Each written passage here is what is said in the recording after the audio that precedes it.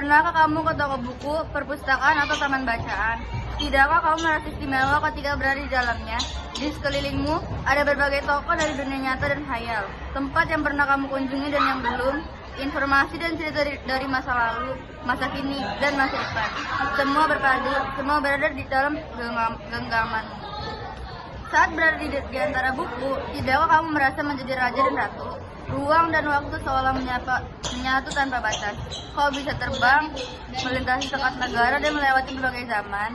Kau bisa menyelam ke dalam samudra, melayang di angkasa, bercanda dengan aneka satwa, dan berkelana di tengah padatnya kota, juga di rimba raya. Kau tahu, buku adalah jendela dunia, kunci pengetahuan dan pintu wawasan. Muhammad Hatta, sang proklamator berkata, aku rela di penjara asalkan bersama buku. Karena dengan buku aku bebas. Melalui buku, manusia terbebas dari ketidaktahuan.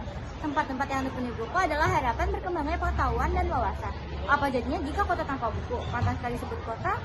Di kota itu mungkin kabar datang dari sumber lain, dari koran, televisi, atau internet.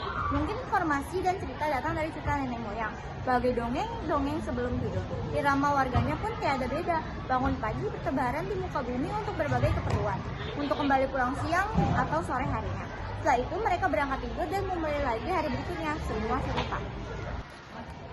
Di kota itu, mungkin ada bangunan bernama perpustakaan. Di dalamnya, buku-buku berderet dalam rak yang tak terjamah. Tiada tangan meraih dan membuka halaman demi halaman dengan sukacita. Mungkin juga ada tumpukan buku di sudut-sudut sekolah yang sepi dan berdebu. Jarang dikunjungi, jarang dibaca. Buku-buku di sana teronggok tanpa nyawa. Bagaimana dengan kotamu? Mungkin kau tinggal di tengah kota yang megah, atau di gang sempit, di desa terpencil, di sisi pesisir, atau di kaki gunung. Adakah perpustakaan, taman bacaan, atau toko buku di dekat rumahmu? Jika ada, apakah tempat itu menjadi wadah berkumpulnya anak-anak dan warga? Menjadi pusat perkembangannya wawasan dan pengetahuan, atau hanya menjadi pajangan? Maukah kau menjadi orang yang menghidupkannya?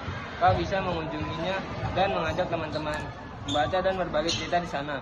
Jadikan tempat itu sumber kegembiraan dan pengetahuan. Jika tempat itu belum ada, maukah kau menjadi orang yang mulai menghadirinya? Kau bisa mulainya dari sebuah sudut di teras rumahmu. Ajak teman-temanmu mulai langkah baru. Jangan biarkan waktu berlalu tanpa buku. Siapapun dirimu, bersahabatlah dengan buku. Dia akan menjadi teman setiamu sepanjang waktu.